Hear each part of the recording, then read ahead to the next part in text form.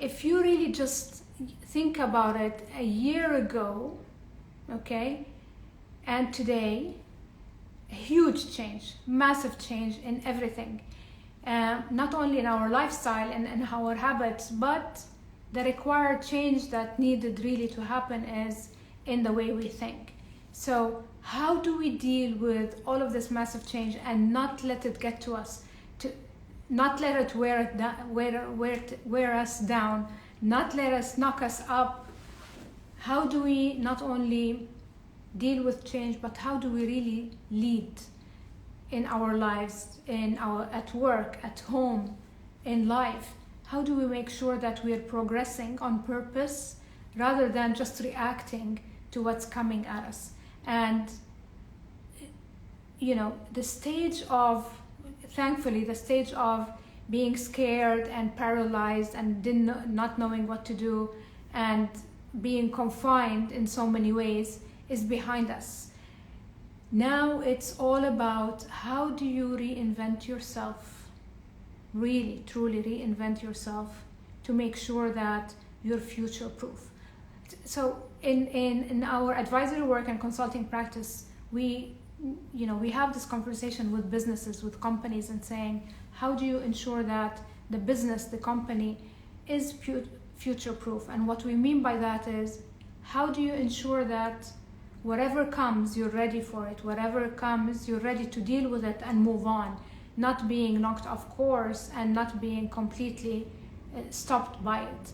And just like we have that in conversation with businesses, so is it with people. Think about what are the things that are very important to skill yourself with, to make sure that no matter what, it takes you through the future. And a lot of you have reached out and said, I've lost my job. What do I do? Now my domain is looked at as something that is not necessary and valuable. We've had a lot of job cuts. We've had a lot of small and medium businesses that we saw, had a very tough time and went out of business. A lot of businesses, big and small, had to reinvent their business model to cope up with the times because, people's habits changed, people's spending changed.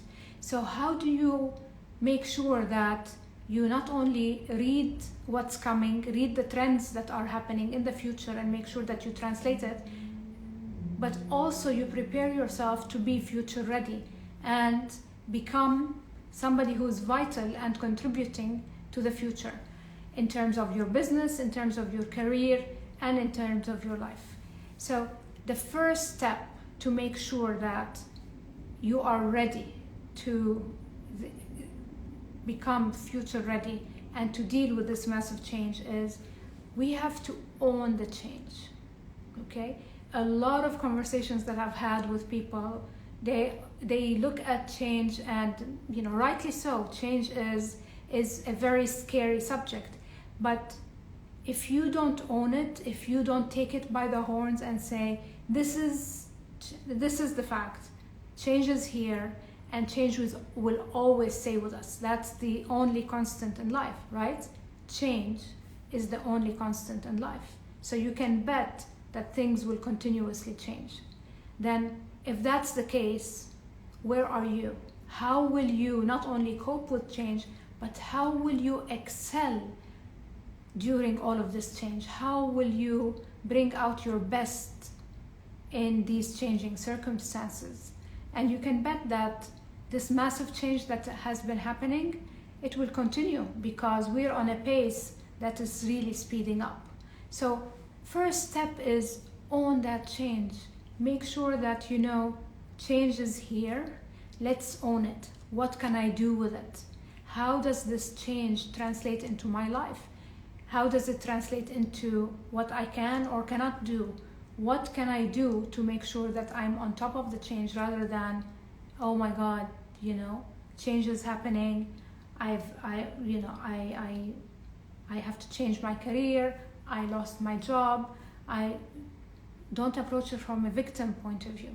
Approach it from an ownership point of view. Own it, because It's in your hands to change your destiny. It's in your hands to change how things come out, how you come out from all of these circumstances. So there are two ways of looking at it. Either I am a victim to my circumstances and I'm just gonna wait until things get better, okay? Or I'm gonna own this and own whatever is happening and say, okay, I'm strong enough to figure it out, to think differently, to recreate my life, and to move on. Owning the change is the number one step to recovery, if you would like. And the second thing is, and this is critical to any success in life, and I keep talking about it everywhere I get a chance to, is your mindset. See, 80% of success in life, 80% is mindset. If you have the right mindset, you're most probably gonna make it in life. But if you do not have it, it's a showstopper. 80% of success is your mindset, and 20% is skills and everything else. So imagine how much you are constraining yourself and holding yourself back if you don't work on having the right mindset. And a lot of people ask, where do I get this mindset from? Do I inherit it? Am I born with it? And it's no. You actually work hard on daily basis to ensure that you have the right mindset, that you continue to maintain the right mindset. Because if you don't look at things correctly, okay, you're gonna translate the situation in a negative way. So mindset is everything, and you have two people. This is how it explains it, because you might have two people going through exactly the same circumstances. One of them succeeds, the other one flops. And what makes or breaks this is not the circumstances, it is what one person is able to take in and do with the circumstances, change them, change themselves, and change the way that they view the circumstances and stand up and run with it. So, one of the killer mindsets that some people have is the victim mindset.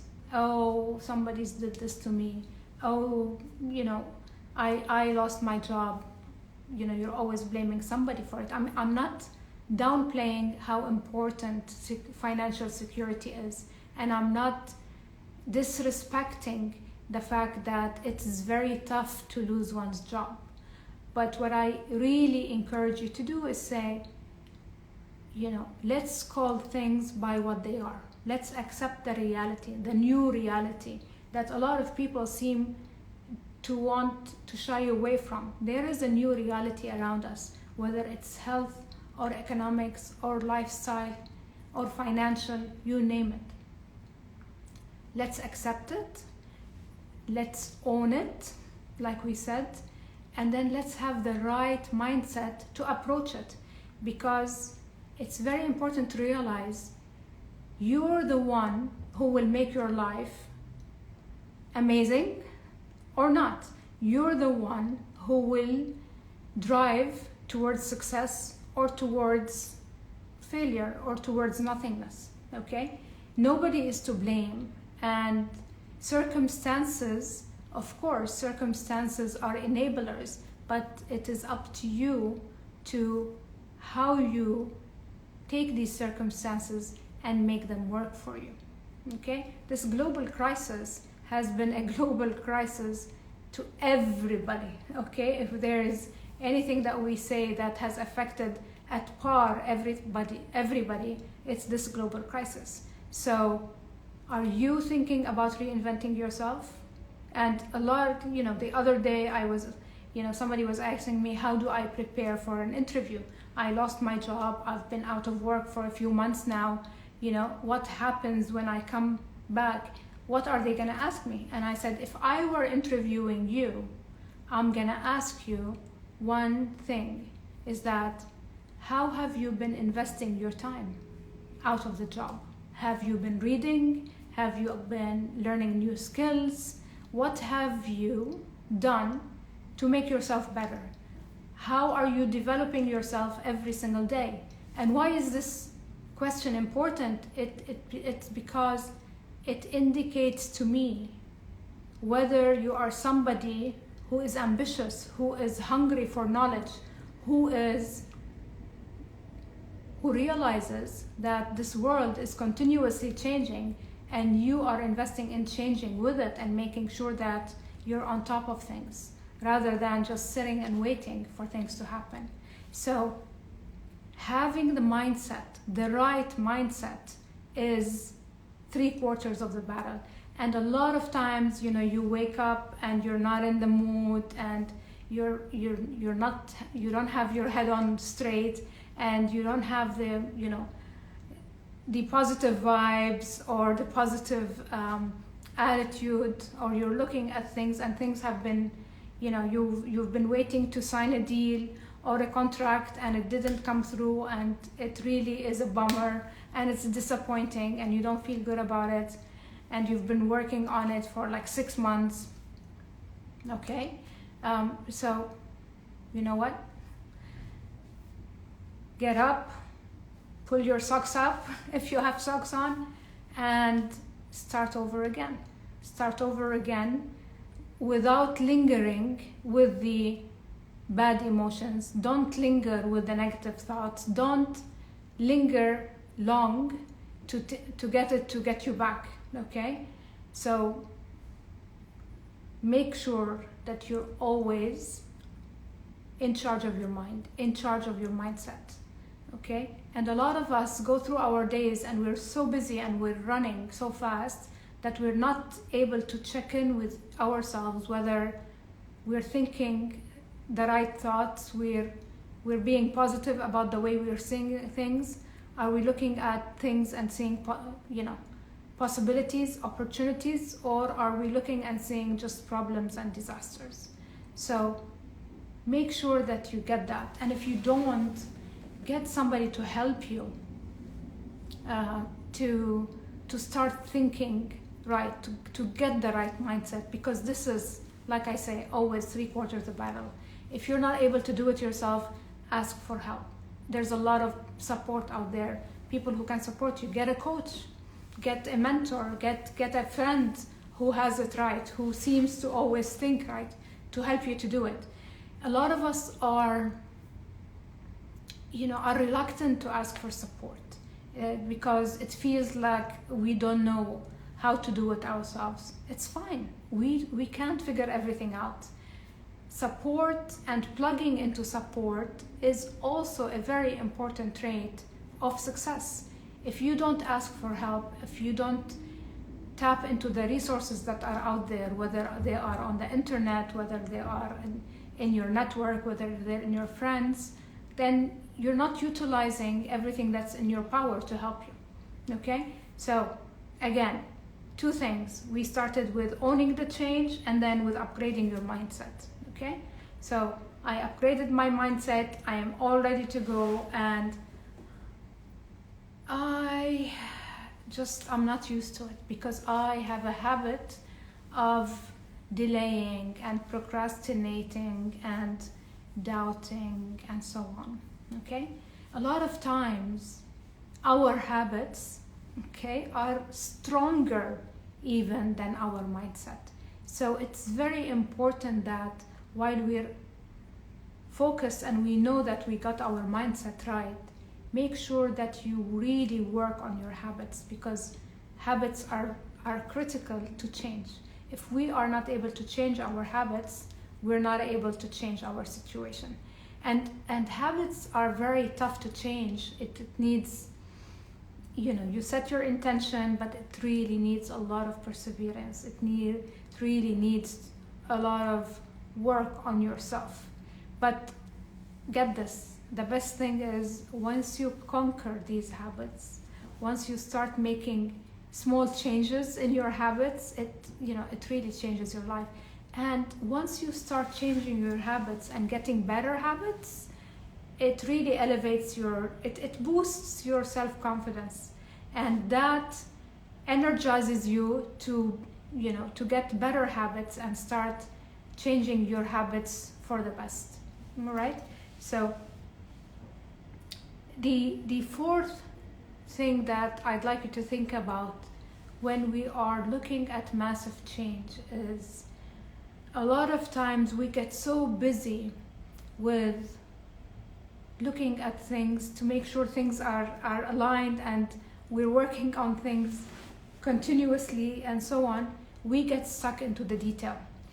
We're swamped, and then the details take over and we lose vision of the bigger dream, the bigger picture.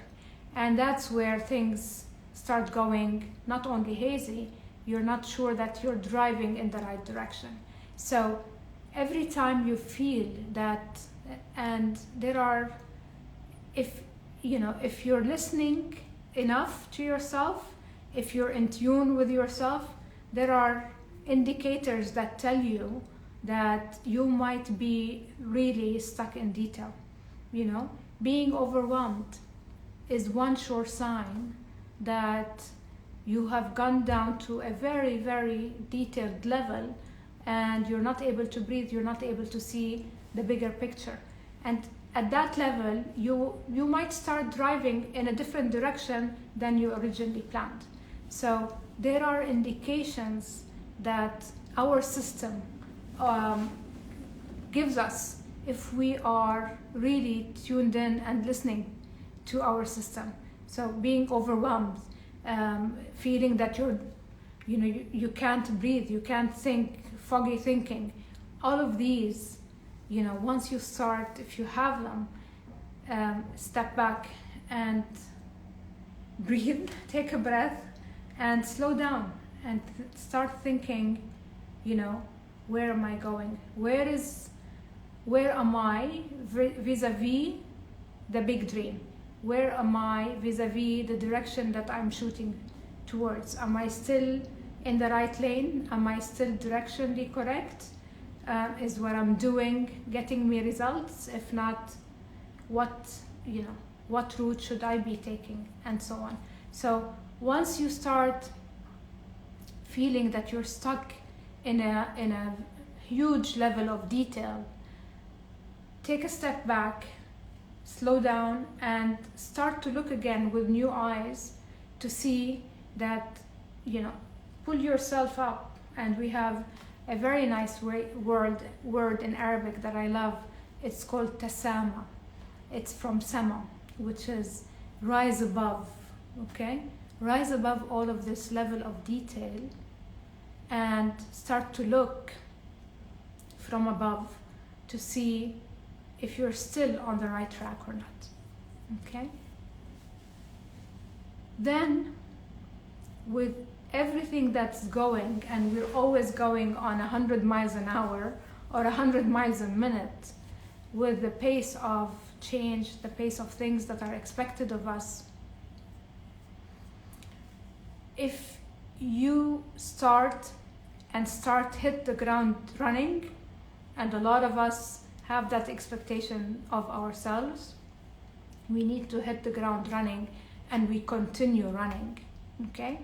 Whenever we're starting something new, and with all of the changes that are happening, what I do for myself and what usually works for me is I go slow,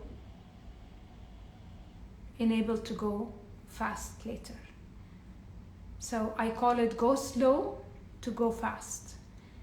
Why go slow to go fast? Because I want to go slow. I want to slow down, really think through the situation and problem solve, and make sure that I've covered all grounds. I've looked at things from a comprehensive point of view. I've looked from all angles. I need to slow down. I need to go slow until I know what my direction is. I know where I'm going. I know what the dream is. I know how to what to change. I know how to reinvent my business model. Whatever that change is, I know how to organize my time to juggle the longer hours that are demanded of me because I'm working remotely and from home, to juggle the fact that I really need to spend time focusing on the kids and their homeschooling, the fact that I'm juggling now so many things because I am working remotely. Okay, once I figure it out and I have a plan for myself, then I can go fast. I can start executing and implementing and going fast. But a lot of us think that we need to jump right into firefighting, right into execution before taking a chance to think it through and to problem solve it and to plan it. And that really is a very short-lived scenario or a short-lived solution, because you will burn out and you will come back and say, okay, I'm overwhelmed, because you're jumping in, you're actually sinking into the detail before you have looked at the overall picture. And as we do in humans, I've seen it also done in businesses where, as soon as we think we have figured out a solution, we just go into execution very quickly without really planning it well. And what ends up happening is we start executing on a solution, and a lot of times we find out it's not really the solution. So we have to backtrack and rethink it, replan it, and then execute again. Why do people have the tendency to do that? Because we don't want to lose time.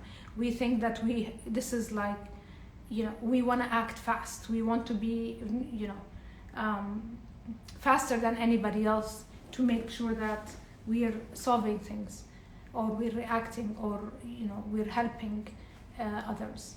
However, if you go directly into reaction rather than planning it and making sure that you've covered all of your bases, then believe me, you're not shortcutting the time.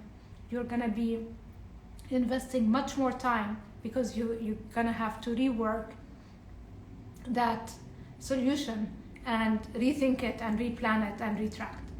Okay, so make sure that you take enough time to go slow before you go fast. Okay, and once you have put the right mindset for yourself, okay, and you've started working on changing your habits, the habits that don't work for you, and once you start going slow to be able to go fast, and getting your new habits, geared up, because the more you practice your new habits, the more they become your habits, and habits dictate your life and your execution and your action, right? Hold yourself accountable. And this is very important, because we keep making promises to ourselves, whether they're small or large, doesn't matter. Okay, I'll give you an example. I go to bed and I say, tomorrow I'm gonna start, because I've tried intermittent fasting before, and I loved its effect on my body. I loved the discipline. I felt healthier. So tomorrow I'm gonna start my intermittent fasting. Okay, and sure enough, tomorrow comes and I break that promise to myself. I don't do it. And then I say, okay, no problem, I'll do it the next day, and then the next day. Or I want to wake up at 5 and start my day, or at 4 and start my walk exactly at 5, and I miss that window. So every time you fulfill, or you hold yourself accountable to that promise that you're making to yourself, your confidence level and your morale goes up, and so do your chances of holding yourself accountable for the next promise and the next promise. Once you start in a spiral of going, breaking those promises to yourself, you're actually going south. So the likelihood of you getting into new habits and holding yourself accountable becomes less and less. So it's very important that you hold yourself accountable. And if you feel that you are not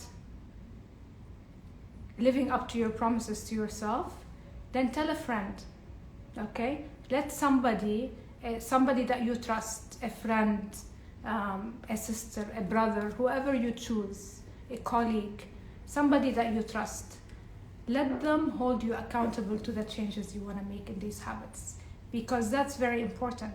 Because what you need, at least for the beginning of any change of your life, until it becomes a lifestyle and a habit, you need to hold yourself accountable. And if you need an extra support, get somebody external to hold you accountable for these changes.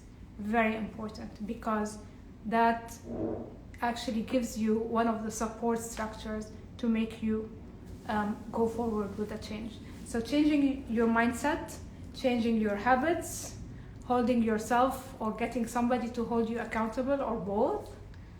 And you've got the recipe to make sure that you have sustainable change, right? There's one very important factor that's missing. You can change all of that. You can change your mindset, you can change your habits, you're accountable and you're going for it. If you do not change your environment, that might really undermine all the other efforts and everything that you've done. So let me give you an example. If you are, how they say that you are as good as the people that you socialize with, you can be as successful or as not successful as the people that you spend most of your time with. That's so true. So this is your environment. Your environment, the circle of friends or the circle of people that you move in, okay? If they are not compatible with the changes that you're making, if they are not compatible with the new you, okay? And you stick around with this environment, they're not gonna empower that change. They're gonna drag you back to the old way of doing things. So and the pressure of the environment and the strength of the people that you actually spend time with, the environment that you hang out with, is very important, and it's very strong. It literally can take you back. So it's not only enough to have the mindset and the new habits that you have changed and holding yourself accountable. You also have to look at your environment. Do you have the right environment that's conducive to the new you? Okay? It's very important that you always surround yourself with the people who fit your future. And that's what I always, it's my favorite saying. Surround yourself with people who fit your future, not your past. Because if you surround yourself with people who fit your past, where are you gonna be? You're gonna stay in the past. You have a future, you plan it, you get the right mindset and the right habits to get you through to that future, then get yourself a circle of friends, get yourself an environment that actually powers your future and resembles your aspiration rather than reflects the past. Okay? Any questions? Thank you so much for joining and for the comments. Okay, I'm just gonna try to look at.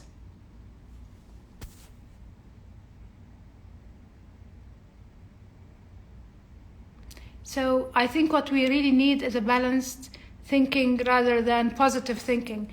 Yes, I agree. It's not only about positive, it is balanced thinking, but it's actually the right mindset. Okay, it's not only positive or negative, and I don't mean by the right mindset about being only positive and being positive all the time and being zen all the time. No, that's not what I mean. By the right mindset, I mean the way of looking at things, okay? Making sure that you are able to look from different eyes, not dictated by your emotions, by your fears, okay? But looking to see opportunities, because in every single situation, whether it's a crisis, whether it's a good situation, whether it is a bad situation, regardless of the change that you are going through, there's always an opportunity that is there for you to be able to see, but you have to come to it with a certain mindset to be able to really recognize it and see it.